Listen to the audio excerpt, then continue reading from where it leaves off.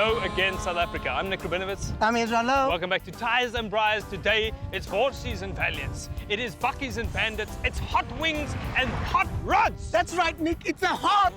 We're in Upington on the banks of the Oranje River. We're going to meet Erica and his 1964 Valiant 100. That's right. He's going to be taking us to the second largest wine co-op in the Southern Hemisphere, where we will learn how to drink a papsak. Correction, Nick. How to make papsak. Ah, Then we're off to a 50 megawatt solar power plant. that's for Patkos, where Hezron will attempt to boil himself like an egg.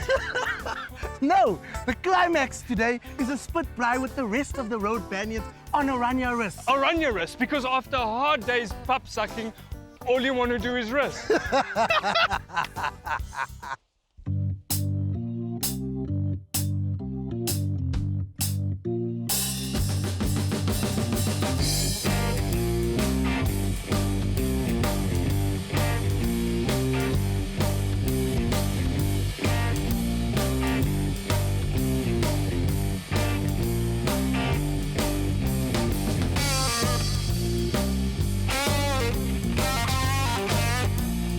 Good day guys, my name is Hezron Smith. I'm from Upington with the Road Bandits. And this is one of my babies. It's a Valiant V100, 1964 model. She's actually part of the Road Bandits family. The passion about the cars and everything, it's old stuff, so you normally would work day and night on it, and when you go for a drive, there's always something else you need fixed. She's got a few bumps and bruises, but that's the way we like it. Well, the Road Bandits are a few guys, especially motor enthusiasts. They've got cars, old cars, and we normally work on them together, and then we fix them up and we drive with the cars. Even on Sundays, you will maybe see us around. And especially if this car was white, the guys would just like, oh, it's an old car. But with a nice color as such, they will always look again for the car. The color is actually quite a strange thing. We would normally say it's a pink panty clear. Meeting the first few bandits, what a happy bunch. It was so nice meeting the first bandits. We met Marius. She's very tall, Marius. I just had to kiss the ladies' hands. I thought that would have been appropriate. It was a bit risky because their husbands were right there next to them. And Nico, he's farming in the Kalahari, and he talks very slow because it's so hot. You must conserve what little energy you've got left. Don't use it up by talking so fast. Guys, we're here in the hot, arid Northern Cape. It's 38 degrees in the shade today, and there is no shade. We've asked these guys for water. They don't have any, but they said they can give us wine. Here's... We're going to the Overveer car wine cellar. Let's go. Gerike, Yeah. what are we going in? Oh, well, we've got a few selection cars here, but we're going to go with the pink lady today. The pink lady. Sounds great. Let's hit it. Let's She looks hit it. beautiful. Let's Okay. go.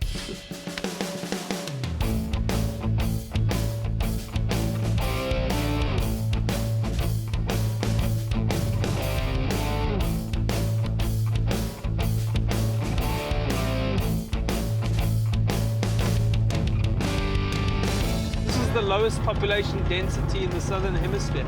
Yeah, but I think it's all about the space, and most of the people are farmers, sheep or with grapes. So we're here today in Upington, rich in history Upington, originally known as Olyfanhoutsdrift because there were many, many olive trees here. In fact, it's like the Greece of South Africa, but only hotter and drier and with no Greek people. So not at all like Greece. For 3 months of the year, Upington is the sunniest place in the world. November, December, January. It's hot. What is under the hood?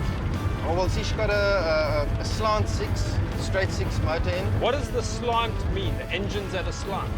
Yeah, what they would normally say in the old days, they put the engine a bit on a tilt, so when it gets revs, then it will normalize or equal out, and then it gives better performance.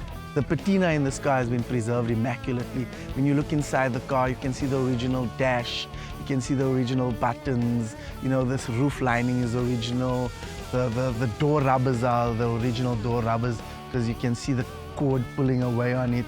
There's rust on the outside. This car has so much character. The pink lady is pretty rustic, and you might think the rust is part of the original patina, but it's not. He just left it in the rain in Potchefstroom for too long. How's the dating going, Erik? Erik, it's like Erika, but with a G. With a G. Erika is a gentle-souled individual who loves living in Upington. He's a simple guy, he's a music teacher. So here we are in the CBD, is it, of Upington? Yeah. The middle of town. The middle of town. This is the flyover. The flyover. They call it the flyover because you would see normally every weekend somebody flies over it. Through it. There's anything over it here. But normally what they do is the Gemsboek, the normal bulletin or courant, they would normally pronounce it summer when you take an egg and you boil your egg on your bonnet. Erika dropped us off here at the Orange River Cellars. We met new bandits. And these road bandits, they just keep popping up. They're like mushrooms, very dry desert mushrooms. I don't know if such a thing exists, but they just poof, poof, poof. Maureen and Leroy.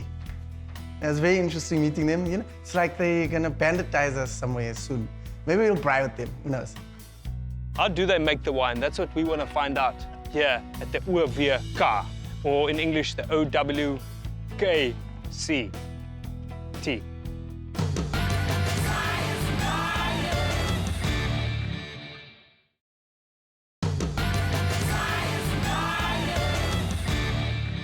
We met Pierre, he's the assistant manager for Doorsveen packaging here at the Kelders. Pierre, do these giant things, you look after these? Yeah, we look after them. The winemakers, that's their department. All the wine, unprocessed wine, grape juice comes into the big tanks. the wine? Yes, we can. Thank you. Yes, Let's we go. can. Let's go. Tell us a bit about this farm, factory. Okay, well, Orange River Cellars was established in 1965. The Orange River, yeah, feeds the farmers. Yeah, it keeps the industry growing.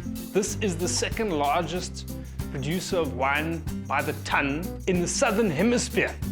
These people make 4 to 5 million liters of wine a year. They make more wine in Upington than they do in the entire Western Cape, which leads me to believe that Cape Town and the Western Cape have been stealing these guys' thunder and their wine. But remarkably, there's no sour grapes. We met Jody, junior winemaker here, but an experienced, even though he's junior, he's still senior in terms of his knowledge, but they call him junior. How are you guys doing?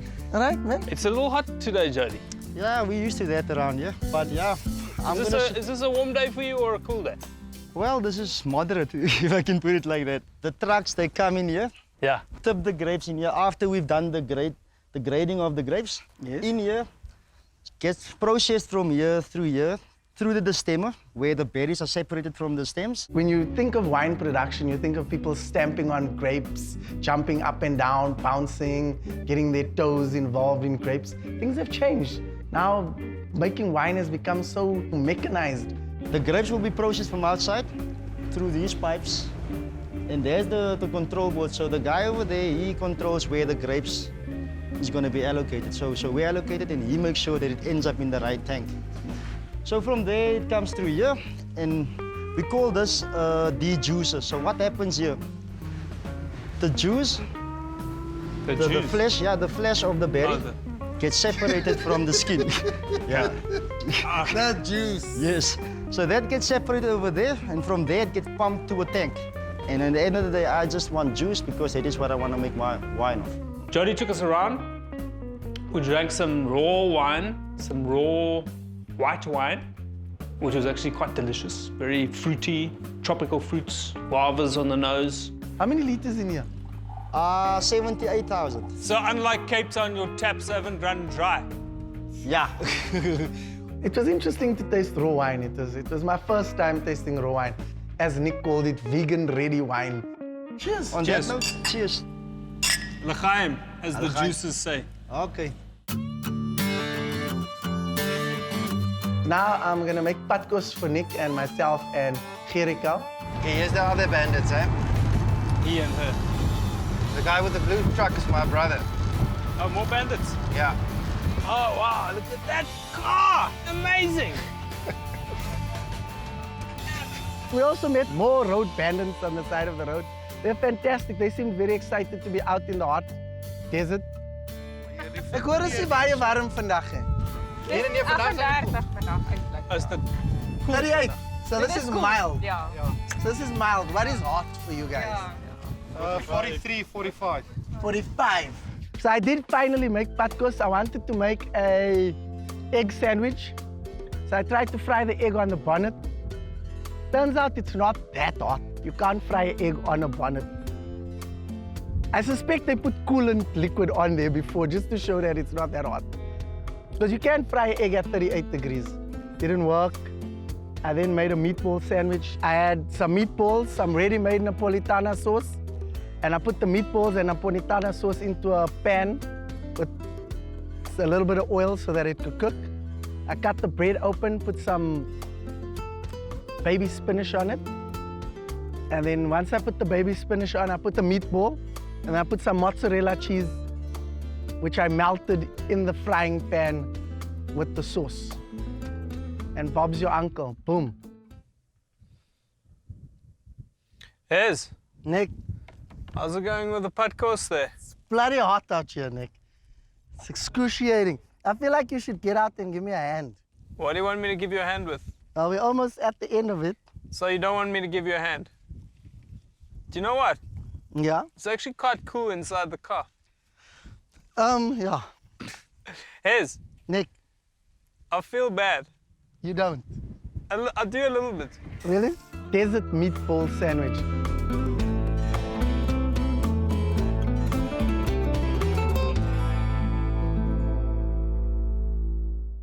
Guys, you know the interesting thing about solar? They say the sun has been around for 9 billion years. Or 9 weeks if you don't believe in evolution. And we only discovered how to use it in 1983 when someone created the Casio pocket calculator. How's it, guys? Hey, Hezron! welcome. Nick, who's this new guy? This is Benyan. He is the brother of Gerika. Erika, but with the G. ICK. And if you use that joke one more time, he's gonna move you. Let's see you hop up here. Nice work. Jesus. Hez, what have you prepared for us? I've made for us a meatball sandwich. Hey, So Magda. get it top, Yeah, put it on top, squish it down, and then just give it a bite. maybe. Okay. Dig in there. You can take that one. Yeah. Okay. What's up with that big light there in the middle of nowhere? It's like a big light bulb. Yeah, the quite basic concept of that is it's thermal energy. They use mirrors, obviously, reflect the sun, as you can see, to the cavities. And then basically they heat up radiators in the cavities. We put the water through. The temperature roughly is generated between, say, 600 to 900 degrees. Yeah. And then they push it down to the turbine, and then voila, you have your power generator from the sun. And the brothers. this baby. What is she got a nickname? Beta. Beta. Beta. Beta. Says Olaf. Yeah, unfortunately, she's slowest in the fleet, so we had to do a few modifications to make her look a bit more beautiful. So we went for the rat rod look.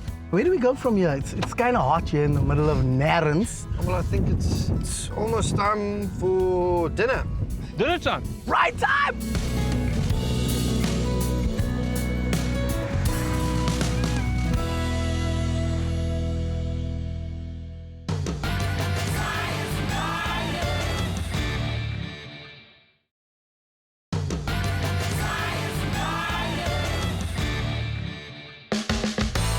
It's like Mad Max. It's hot. There are these crazy cars that can blow out fire, engines exposed, chains on the cars, seats on the back outside. Gerika dropped us off here at Oranje Rus, the place next to Oranje where you rest, to meet the bandits who had brought their cars down here. This is a pretty spectacular sight. Arriving here was amazing. Walking in, offering the Road Bandits a papsak, which we had got from Poviaka. They weren't very impressed by the papsak. Apparently, Road Bandits don't drink papsak. But a lovely bunch of people, beautiful cars, kids high-fiving us, adults high-fiving us. What a beautiful family they had. We were greeted with milk tarts, milk tarties, milk tartkies. Now, I have to say, my mother-in-law, Lily, makes a beautiful milk tart, lovely milk tart. But Lily, these milk tartkies are next level. I'm sorry to say this, but they are way more exciting than yours. Cheers. To the Bandits. To the Bandits! To the Bandits! To the Bandits! Down the hatch! Wow. Good. That is very good. Meeting Vic, the president, he's like the leader of a car cult. Vic, it looks like a giant treasure chest. This. Okay, guys, Hey? what we've got here What is the treasure inside? is something from the Road Bandits. It's a signature dish. You know what this looks like? It looks like a rat rod Treasure chest. treasure chest. Gooi hom. Ooh. Ah, that is spectacular. Tell us, what is this? What is it's a lamb? It's a lamb. It's a big lamb. How many hours? 4 hours. 4 hours. 4 hours. So can I sway it? So what? I just pull this Yeah, baby put a out, pin, yeah, and then you can just and turn then I it. just sway it. Yeah, So that's one, And you'll see the whole again, yeah. and then let's leave it there. We call it the Lamb Revolution. That's what it is. So I got this knife here from Benya.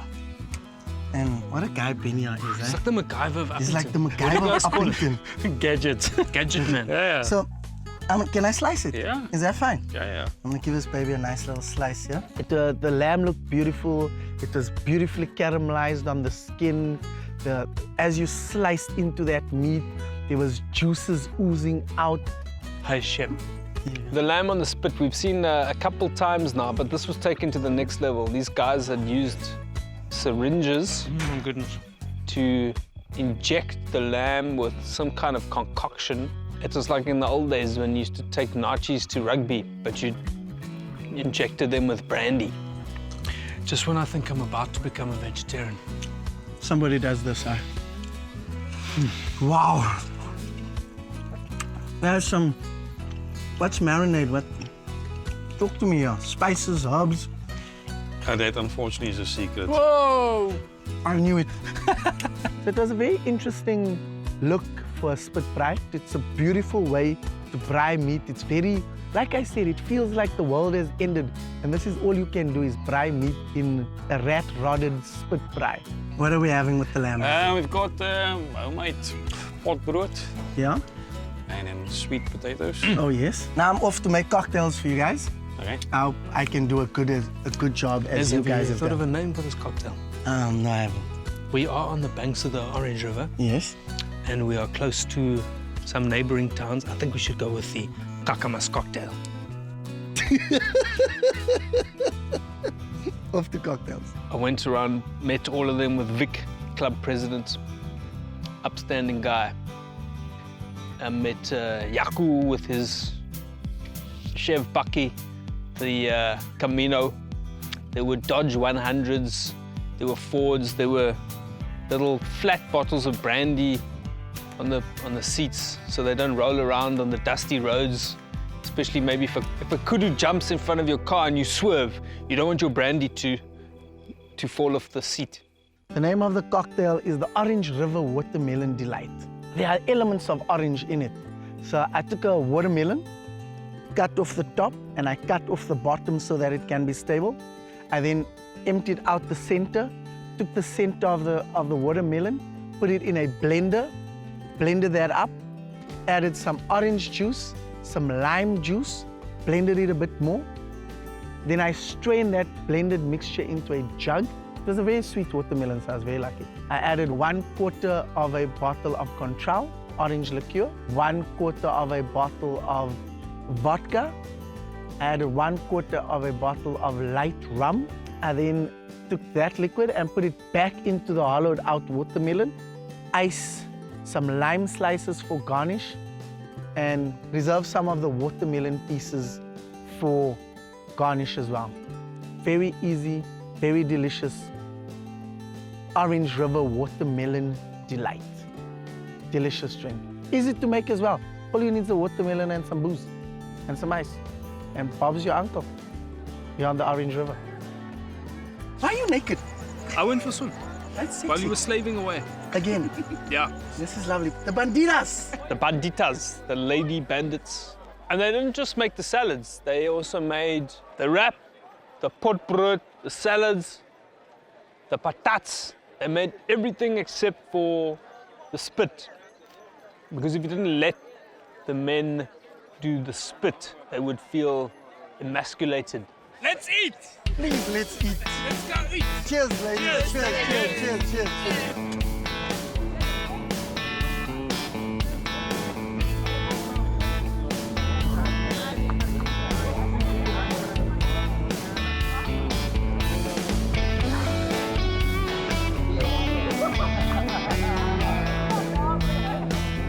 Guys, it's been awesome here on the Orange River in Upington. On the banks of the Orange River in Upington. Canon Island, I believe it's called. Now here's some words from myself. Never again will I cook in the desert for any apparent reason or for any person. So from us, we would like to present, we know that you guys don't actually need these bags because we saw the size of your cooler boxes. So we would like to present these bags to these two lovely gentlemen on behalf of us, to behalf of y'all, to say thank you for this awesome, It was a great day. great day, this hot day. Vic, as president of the Road Bandits, I feel like you could misbehave more. Definitely. Thank you to you guys. We really enjoyed you. Enjoyed your funny, witty selves, your cocktails, your food.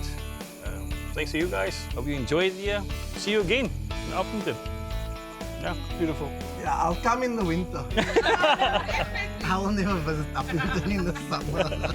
It was just an array of deliciousness. The pot brood, perfectly baked. It had mushrooms inside, there was cheese over the top. It was baked beautifully in a cast iron pot with coals at the bottom and coals on the top. That was a piece of art, that pot brood. The chili wrap, which was made of wrap, the chili wrap, the Bandit wraps were awesome. The salad was delicious. There was enough mayonnaise in there to feed a small country, but it was delicious. The Bandits claim to be taking weirdness to the next level. They say their weirdness is above the national average for weirdness. I don't think so. Having been with them, I think they are fun-loving people, love their families, have created a strong community, upstanding people.